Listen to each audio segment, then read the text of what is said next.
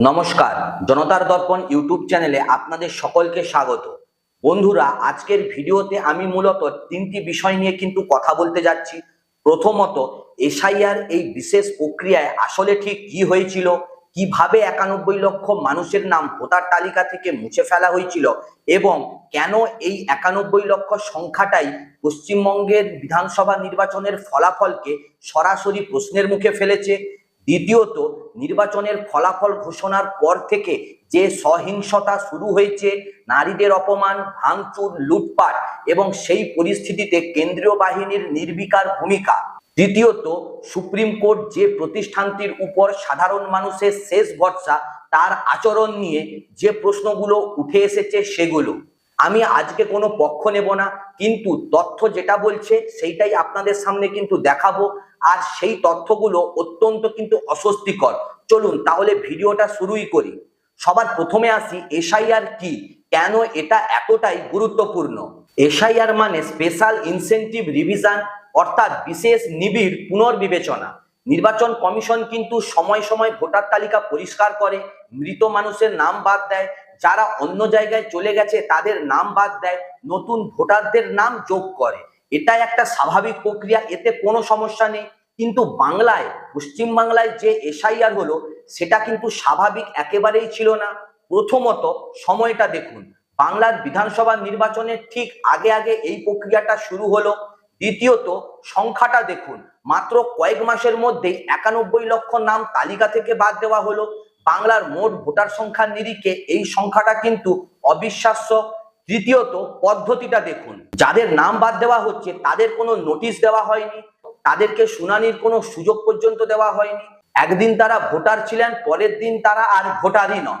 এই ঘটনার প্রতিবাদে মামলা গেল আদালতে, সুপ্রিম কোর্ট ট্রাইব্যুনাল গঠন করলো, বলল ঠিক আছে, যাদের নাম বাদ গেছে তারা ট্রাইব্যুনালের সামনে আসুন, নিজেদের বক্তব্য দিন। যাদের নাম সঠিকভাবে বাদ গেছে তারা বাদই থাকবেন, যাদের নাম ভুলভাবে বাদ গেছে তারা ফিরে আসবেন।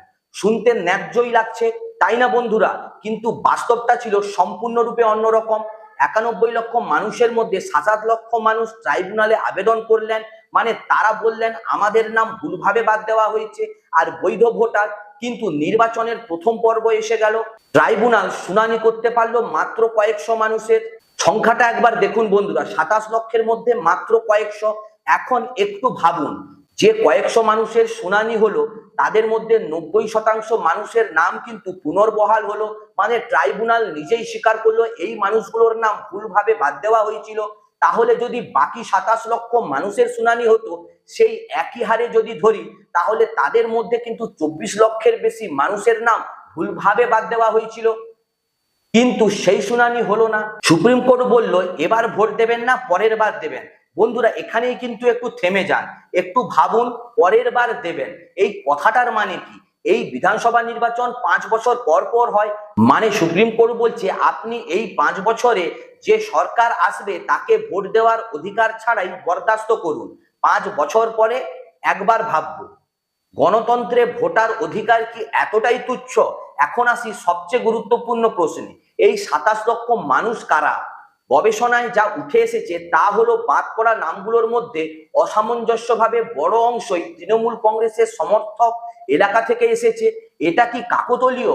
এটা কি নিছকই প্রশাসনিক ভুল? বন্ধুরা, এবারে নির্বাচনের ফলাফল একবার দেখুন, বিজেপি এবং তৃণমূল কংগ্রেসের মধ্যে মোট ভোটের ব্যবধান মাত্র 32 লক্ষ, আর যাদের ভোট দিতে দেওয়া হয়নি তাদের সংখ্যা হলো 27 লক্ষ। শুধুই মাত্র সামগ্রিক ব্যবধানের কথা কিন্তু বলছি না, আসন ধরে ধরে যখন বিশ্লেষণ করা হচ্ছে তখন দেখা যাচ্ছে অন্তত 50টি আসনে এমনই পরিস্থিতি আছে যেখানে এসআইআর এর অধীনে বাদ পড়া ভোটারের সংখ্যা সেই আসনে জয়ের ব্যবধানের চেয়েও বেশি। মানে যদি সেই মানুষগুলো ভোট দিতে পারতেন তাহলে কিন্তু সেই 50টা আসনের ফলাফল কিন্তু ভিন্নও হতে পারত। এখন সুপ্রিম কোর্টের বিচারপতি জয়মাল্য বাগচি যে কথা বলেছিলেন সেটা একবার মনে করুন। শুনানিতে তিনি বলেছিলেন যদি কোনো আসনে বাদ পড়া ভোটারের সংখ্যা জয়ের ব্যবধানের চেয়ে বেশি হয় তাহলে সেই আসনের ফলাফল পুনর্বিবেচনা করা উচিত। এই কথাটা কিন্তু কোনো বিরোধী দলের নেতার কথা নয়, এটা সুপ্রিম কোর্টের একজন বিচারপতির কথা। বিচারপতি জয়মাল্য বাগচির এটা নিয়েই কিন্তু একটা উদ্বেগ ছিল। এখন বন্ধুরা প্রশ্ন হলো, সুপ্রিম কোর্ট কি এই উদ্বেগ নিজেই মেনে চলবে, নাকি নির্বাচনের ফলাফল বেরিয়ে যাওয়ার পরে সবকিছুই চুপ হয়ে যাবে? ফারাক্কার কংগ্রেস প্রার্থী মোহাতাব শেখের কথা মনে আছে?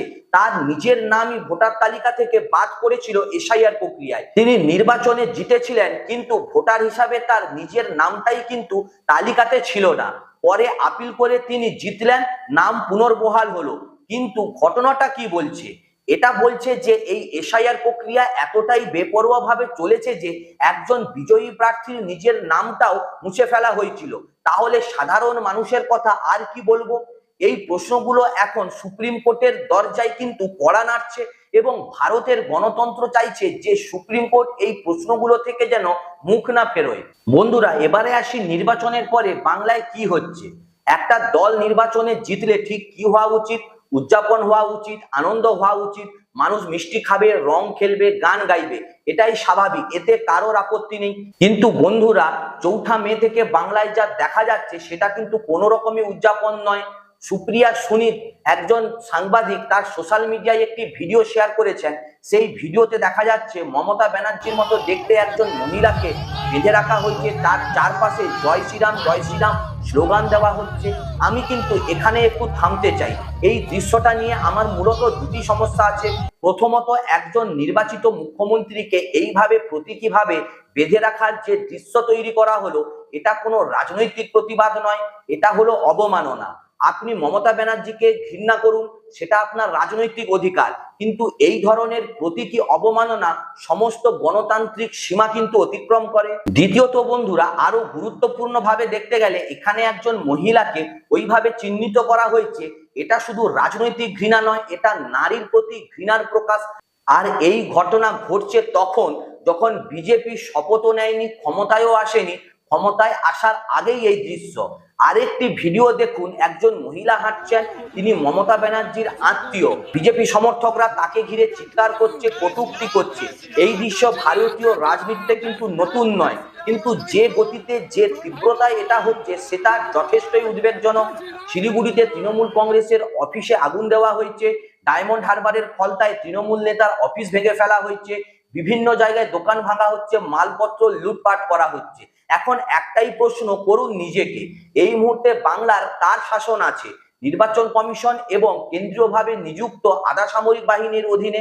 পশ্চিমবঙ্গ সরকার কিন্তু ওই সময়তে দায়িত্বে ছিল ঠিকই, কিন্তু নিরাপত্তার দায়িত্ব ছিল কেন্দ্রীয় বাহিনীর হাতে। সেই কেন্দ্রীয় বাহিনী কি করছে? চুপ করে দেখছে। বন্ধুরা, আমি এখানে পক্ষপাত দেখতে চাই না। তৃণমূল কংগ্রেসের আমলেও বাংলায় রাজনৈতিক সহিংসতা হয়েছে, পঞ্চায়েত নির্বাচনে সহিংসতা হয়েছে, সেটা নিয়েও প্রশ্ন তোলা কিন্তু উচিত, কিন্তু তোলাও হয়েছে। কিন্তু আজকের পরিস্থিতির বিশেষত্ব হলো বিজেপি ক্ষমতায় আসছে, তারা জিতছে। এই মুহূর্তে তাদের সমর্থকদের সংযম দেখানো উচিত ছিল, শক্তি দেখানো নয়। সংযমই হচ্ছে মূল হাতিয়ার, কিন্তু সংযমের বদলে আমরা দেখলাম আগ্রাসন। আর সবচেয়ে লজ্জার বিষয় হলো এই সহিংসতার মধ্যে নারীদেরকে টার্গেট করা হচ্ছে। ভারতীয় স্বাধীন ইতিহাসে নারীর মর্যাদার প্রশ্নে এই ধরনের রেকর্ড কোনো দলের কিন্তু আগে এতটা কলুষিত ছিল না। কেউ বলতে পারেন এরা দলের আনুষ্ঠানিক কর্মী নয়, বিচ্ছিন্ন ঘটনা, কিন্তু যখন এই ঘটনাগুলো একের পর এক ঘটতে থাকে এবং দলের সর্বোচ্চ নেতৃত্ব থেকে সেরকম ভাবে কোনো নিন্দা আসে না, পদক্ষেপ আসে না, তখন কিন্তু এই ঘটনা আর বিচ্ছিন্নতা বলার উপায় থাকে না। আর এই পরিস্থিতিতে গদি মিডিয়া, অর্থাৎ যে মিডিয়া সর্বদা ক্ষমতাসীনের পক্ষে থাকে, সে কিন্তু চুপ। তৃণমূল কংগ্রেস জিজ্ঞেস করছে, শিলিগুড়িতে আমাদের অফিসে আগুন দেওয়া হলো, আপনারা কোথায়? সেই প্রশ্নের উত্তর নেই। রাহুল গান্ধী এই প্রসঙ্গে কিন্তু একটি গুরুত্বপূর্ণ কথা বলেছেন। তিনি বলেছেন কংগ্রেসের কেউ কেউ মমতা ব্যানার্জির পরাজয় উদযাপন করছেন, কিন্তু এটা উদযাপনের সময় নয়। কারণ এই পরাজয় গণতন্ত্রের পরাজয়, এই পরাজয় ভোটাধিকারের পরাজয়। এটা দেখে উদযাপন করা মানে হলো নিজেদের পায়ে নিজে কুড়ুল মারা। রাহুল গান্ধীর এই বিশ্লেষণে আমি গুরুত্বপূর্ণ মনে করি, কারণ তিনি বিরোধী রাজনীতির বাইরে গিয়ে একটা বড় ছবি দেখাচ্ছেন। মহারাষ্ট্রে একটা পরীক্ষা হয়েছিল, সেখানে পরীক্ষা সফল হয়েছে। তারপর বন্ধুরা হরিয়ানাতেও একই প্যাটার্ন, তারপর বিহারে, আর সবার শেষে বাংলায়। এই প্যাটার্নটা কি? এটা শুধু রাজনৈতিক কৌশল নয়, এটা একটা পদ্ধতি। ভোটার তালিকা থেকে বিরোধীদের সমর্থকদের বাদ দাও, ট্রাইব্যুনাল প্রক্রিয়া এত ধীর করো যে নির্বাচনের আগে শুনানি না হয় এবং ফলাফলকে নিজেদের পক্ষে নিয়ে যাও। এটা যদি সত্যি হয় তাহলে এটা কিন্তু গণতন্ত্রের বড় বিপদ। সুপ্রিম কোর্ট এখন কোথায় দাঁড়িয়ে আছে? বন্ধুরা, ভারতের সাংবিধানিক কাঠামোয় সুপ্রিম কোর্ট হলো শেষ আশ্রয়। যখন সংসদ ব্যর্থ হয়, যখন সরকার নিপীড়ক হয়, যখন নির্বাচন কমিশন প্রশ্নের মুখে পড়ে, তখন মানুষ সুপ্রিম কোর্টের দিকে কিন্তু তাকায়। এই ঐতিহ্য ভারতের সংবিধানের মেরুদণ্ড। কিন্তু এই বিশ্বাস বজায় থাকতে হলে একটাই শর্ত, সুপ্রিম কোর্টকে সম্পূর্ণ নিরপেক্ষ হতে হবে। কোনো সরকারের প্রতি পক্ষপাতের বিন্দুমাত্র সন্দেহ থাকলেও হবে না। দুর্ভাগ্যবশত বন্ধুরা, সাম্প্রতিক বছরগুলিতে কিন্তু কিছু কিছু ক্ষেত্রে সেই বিশ্বাসে ফাটল এসছে। প্রথমত, এসআইআর মামলায় সুপ্রিম কোর্টের ভূমিকার কথাই বলুন না। 27 লক্ষ মানুষ এসেছেন, তারা বলছেন আমাদের ভোটাধিকার কেড়ে নেওয়া হয়েছে। আদালত বলল ট্রাইব্যুনালে যান, কিন্তু ট্রাইব্যুনালের শুনানির সময় নেই, নির্বাচন এসে যাচ্ছে। তখন আদালত বলল ঠিক আছে, এবার ভোট দেবেন না। এটা কি ন্যায় বিচার? এটা কি সেই আদালতের ভূমিকা যার কাছে মানুষ শেষ আশ্রয় খোঁজে? অঞ্জলি ভরদ্বাজ, যিনি এই বিষয়গুলিতে দীর্ঘদিন ধরে সোচ্চার হয়েছেন, তিনি সুপ্রিম কোর্টকে সরাসরি প্রশ্ন করেছেন। তিনি বলেছেন যে ট্রাইব্যুনাল গঠন হয়েছিল তাতে যে কয়েকশো মানুষের শুনানি হলো, তাদের 90% নাম কিন্তু পুনর্বহাল হলো। এই একটি তথ্যই প্রমাণ করে যে এসআইআর প্রক্রিয়া সঠিকভাবে পরিচালিত হয়নি। তাহলে কেনই বা 27 লক্ষ মানুষের শুনানি নিশ্চিত করা হলো না? কেন নির্বাচন স্থগিত করে তাদের অধিকারটা আগে রক্ষা করা হলো না? বন্ধুরা, এই প্রশ্নগুলো কিন্তু সত্যিই অস্বস্তিকর। এই প্রশ্নগুলো না করলে গণতন্ত্র টিকবে না। দ্বিতীয়ত, সুপ্রিম কোর্টের সাম্প্রতিক ইতিহাসের কিছু ঘটনা বিচার করুন। প্রাক্তন প্রধান বিচারপতি রঞ্জন গগৈ, তার বিরুদ্ধে যৌন হয়রানির অভিযোগ উঠেছিল। তিনি অবসর নেওয়ার পর রাজ্যসভার সদস্য হলেন বিজেপি সরকারের মনোনয়নে। এটা কি স্বাভাবিক? কোন গণতান্ত্রিক দেশে কি সর্বোচ্চ আদালতের প্রাক্তন প্রধান বিচারপতি ক্ষমতাসীন দলের মনোনয়নে সাংসদ হয়ে যান? বিচারপতি আব্দুর নাজির অবসরের পর অন্ধ্রপ্রদেশের রাজ্যপাল হলেন। বিচারপতি অশোক ভূষণ এনসিএলটির প্রধান হলেন। এই প্যাটার্নটা কি বলছে? এটা বলছে বিচারপতি থাকাকালীন সরকারকে খুশি রাখলে অবসরের পর পুরস্কার পাওয়া যায়। আর দেশের প্রাক্তন প্রধান বিচারপতি ডিওয়াই চন্দ্রচূড়, তিনি প্রধানমন্ত্রীকে নিজের গণেশ পুজোতে আমন্ত্রণ জানিয়েছিলেন। এটা নিছকই সৌজন্য হতে পারে, কিন্তু বন্ধুরা, যখন দেশের প্রধান বিচারপতি এবং প্রধানমন্ত্রীর মধ্যে এই ধরনের ব্যক্তিগত ঘনিষ্ঠতা প্রকাশ্যে আসে, তখন মানুষের মনে প্রশ্ন জাগাটা কিন্তু স্বাভাবিক। সেই প্রশ্ন জাগাটা কি সত্যিই অন্যায়?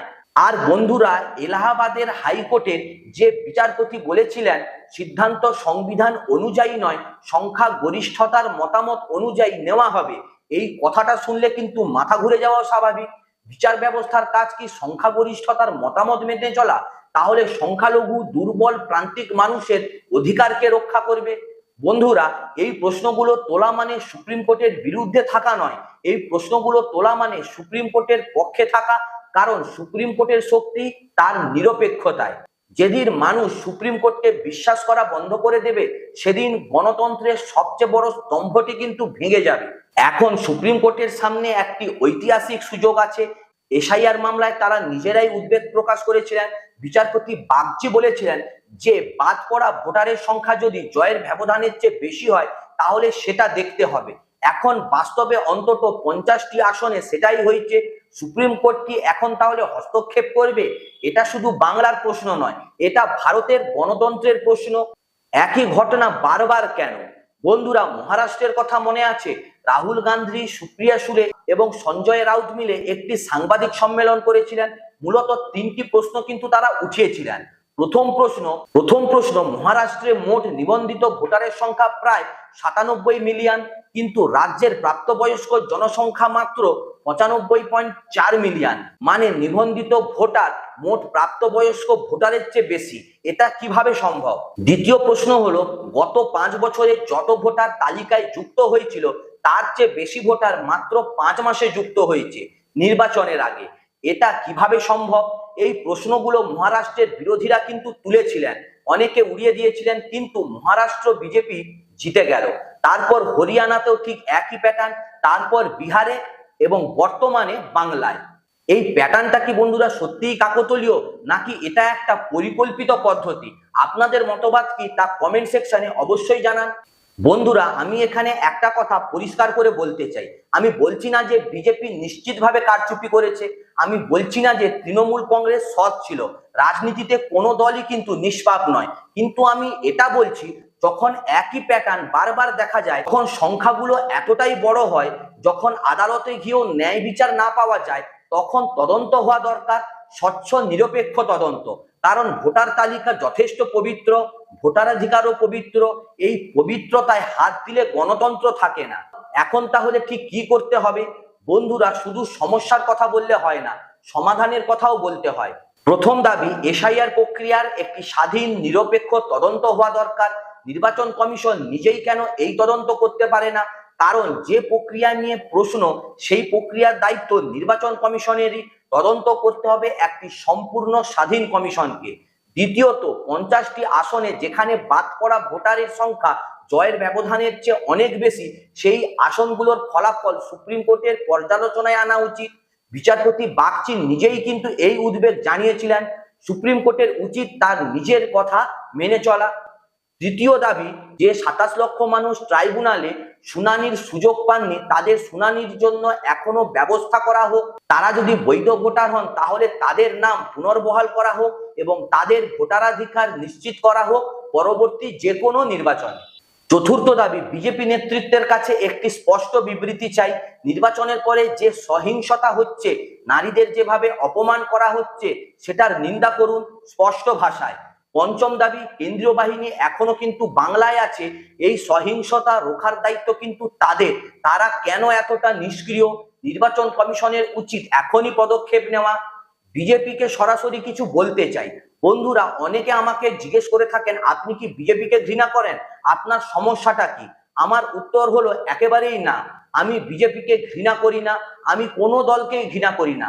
আমি একজন রাজনৈতিক বিশ্লেষক, আমার কাজ হলো তথ্য উপস্থাপন করা, প্রশ্ন করা। কিন্তু বিজেপিকে আমার কিছু প্রশ্ন আছে।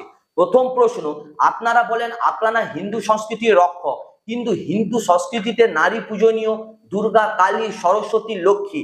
আপনারা নারীদেরকে দেবী হিসেবে পুজো করেন, তাহলে আপনাদের সমর্থকরা কিভাবে এভাবে নারীদেরকে অবমাননা করছে এবং আপনাদের নেতারাই বা কেনই চুপ?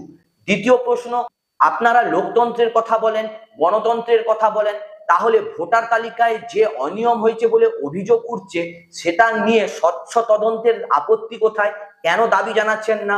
যদি সব ঠিক হয়, তদন্তে তো সেটাই প্রমাণিত হবে, তাহলে ভয়টা কিসের? তৃতীয় প্রশ্ন, আপনারা সবকা সাথ সবকা বিকাশ বলেন, তাহলে যে 27 লক্ষ মানুষ ভোট দিতে পারেনি, তারা কি সবকার মধ্যে পড়লো না? আমি বলছি না যে বিজেপি কখনো ভালো কাজ করেনি, কিছু কিছু ক্ষেত্রে তারা যথেষ্ট ভালো কাজ করেছে, কিন্তু একটি রাজনৈতিক দলকে ভালোভাবে কাজের জন্য প্রশংসা করা যেমন দরকার, তেমনি ভুলের জন্য কিন্তু প্রশ্ন করা ন্যায্য। যে বিশ্লেষক বা যে সাংবাদিক শুধু প্রশংসা করে, সেটা কিন্তু সাংবাদিকতা বা সঠিক বিশ্লেষণ নয়, সে কোনো একটা দলের মুখপাত্র। আমি কোনো রকমেরই কিন্তু মুখপাত্র নই। আপনি কি জানেন, সাধারণ ভোটারের কাছে একটি কথা বন্ধুরা, এই পর্বের শেষে আমি আপনাদের সাধারণ ভোটারদেরকে কিছু বলতে চাই। আপনি হয়তো বিজেপিকে সমর্থন করেন, আপনি হয়তো তৃণমূলকে সমর্থন করেন, আপনি হয়তো কংগ্রেস বা বামফ্রন্ট বা অন্য কোনো দলকে সমর্থন করেন, সেটা আপনার অধিকার। কিন্তু একটি বিষয়, আমরা সবাই এক, আমরা সবাই চাই যে আমাদের ভোট গোনা হোক, আমরা সবাই চাই যে ভোটার তালিকায় আমাদের নাম থাকুক, আমরা সবাই চাই যে নির্বাচন প্রক্রিয়া একেবারে স্বচ্ছ হোক। এটা কোনো দলের এজেন্ডা নয়, এটা প্রতিটি নাগরিকের একটা মৌলিক চাওয়া। আজকে যদি তৃণমূলের সমর্থকদের ভোটাধিকারকে কেড়ে নেওয়া হয়ে থাকে, কাল বিজেপি সমর্থকদেরও কিন্তু হতে পারে। আজকে যদি মুসলমান ভোটারদের তালিকা থেকে বাদ দেওয়া হয়, কাল হিন্দু ভোটারদেরও তো বাদ করে দেওয়া হতে পারে। এই খেলায় আজ যে জিতছে, কাল কিন্তু সেও হেরে যেতে পারে। তাই এই প্রশ্নগুলো তোলা কোনো দলের পক্ষে নয়, নাগরিকের পক্ষে।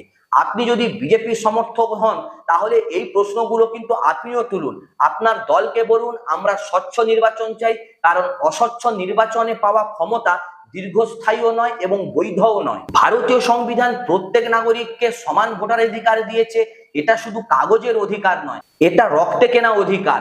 স্বাধীনতার লড়াইয়ে যারা প্রাণ দিয়েছিলেন, তারা স্বপ্ন দেখেছিলেন এমন একটি ভারতের যেখানে প্রতিটি মানুষের ভোট সমান, সেই স্বপ্নকে বাঁচিয়ে রাখতে হলে প্রতিটি অনিয়মের বিরুদ্ধে প্রশ্ন তুলতে হবে, প্রতিটি অবিচারের বিরুদ্ধে কিন্তু সবর হতে হবে। বন্ধুরা, আজকের পর্বে আমরা যা দেখলাম তা সংক্ষেপে বলি। নাম্বার 1, এসআইআর প্রক্রিয়ায় 91 লক্ষ মানুষের নাম ভোটার তালিকা থেকে বাদ দেওয়া হয়েছে। এর মধ্যে 27 লক্ষ মানুষ ট্রাইব্যুনালের সুযোগই পায়নি। যে কয়েকশো মানুষের শুনানি হয়েছে তাদের মধ্যে 90% নাম পুনর্বহাল হয়েছে, যা প্রমাণ করে বাদ দেওয়ার প্রক্রিয়ায় মারাত্মক ভুল ছিল। নাম্বার 2, বিজেপি এবং তৃণমূলের মোট পাওয়া ভোটের ব্যবধান মাত্র 32 লক্ষ, কিন্তু ভোট দিতে না পারা মানুষের সংখ্যা 27 লক্ষ। এই সংখ্যাটা এই নির্বাচনের বৈধতা নিয়ে কিন্তু গুরুতর প্রশ্ন তোলে। নাম্বার 3, নির্বাচনের পর থেকে যে সহিংসতা চলছে, বিশেষত নারীদের প্রতি যে অবমাননামূলক আচরণ হচ্ছে, সেটা কিন্তু নিন্দার যোগ্য। কেন্দ্রীয় বাহিনীর নিষ্ক্রিয়তা আজকে যথেষ্ট প্রশ্নের মুখে। নাম্বার 4, সুপ্রিম কোর্ট নিজেই উদ্বেগ জানিয়েছিলেন এসআইআর প্রক্রিয়া নিয়ে। সেই উদ্বেগ কিন্তু এখন বাস্তবে প্রমাণিত হচ্ছে। সুপ্রিম কোর্ট কি এখনো নীরব থাকবেন? বন্ধুরা, ইতিহাস মানুষকে মনে রাখে না, ইতিহাস ঘটনাকে মনে রাখে। 2026 সালের পশ্চিমবঙ্গ বিধানসভা নির্বাচন ইতিহাসে লেখা থাকবে। কোন কারণে লেখা থাকবে সেটা আমার হাত নেই, কিন্তু এই নির্বাচনে যে প্রশ্নগুলো উঠেছে সেগুলো যদি উত্তর না পায়, তাহলে ভবিষ্যতের ইতিহাসবিদরা আজকের নির্বাচনকে সেই নির্বাচন হিসেবে মনে রাখবেন যেটা থেকে ভারতের গণতন্ত্র আর আগের মতো কিন্তু ফিরতে পারেনি। আমি আপনাদেরকে একটাই অনুরোধ করব, এই ভিডিওটা শেয়ার করুন, প্রশ্নগুলো ছড়িয়ে দিন। কারণ একটি সরকার টিকে থাকে ভয় বা ভালোবাসায়, কিন্তু একটি গণতন্ত্র টিকে থাকে প্রশ্নে। যেদিন প্রশ্ন করা বন্ধ হয়ে যাবে, সেদিন গণতন্ত্রও শেষ হয়ে যাবে। ভিডিওটি ভালো লাগলে অবশ্যই লাইক, কমেন্ট এবং শেয়ার করুন। চ্যানেলটিকে সাবস্ক্রাইব করুন। দেখা হচ্ছে পরের ভিডিওতে। নমস্কার।